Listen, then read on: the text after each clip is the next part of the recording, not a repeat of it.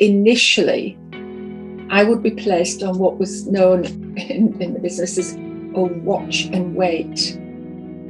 And that was quite reassuring because I thought, well, I can't be very poorly if they're just going to watch me.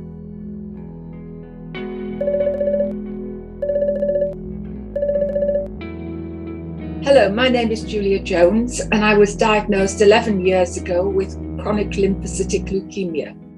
I was still working and had a very demanding job, but I found that I was extraordinarily tired.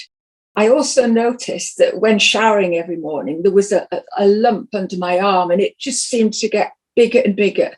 It didn't hurt, but it concerned me. So I made an appointment to see my GP, saw her just about a week later, and she examined me and dismissed it and said, it's just your glands. And I came away thinking, oh, it's my age. I'm tired. It's my glands.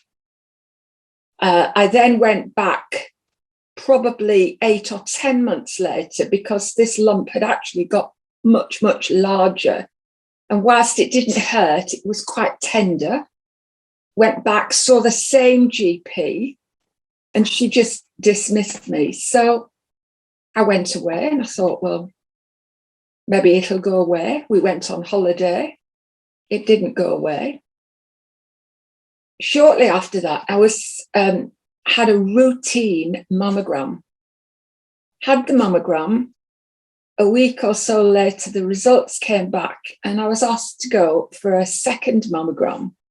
I was surprised to see that the lump they'd seen on the mammogram was on my right breast. The lump under my arm was on my left arm. That made me think.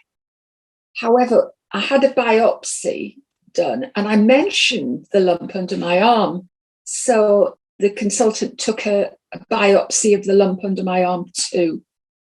I was recalled back when the results came through, saw the breast specialist at Lancaster, who just said, the good news is you haven't got breast cancer.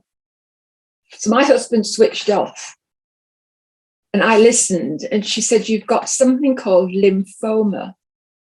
And all I knew about lymphoma was that my next door neighbour had died of lymphoma 2 years earlier.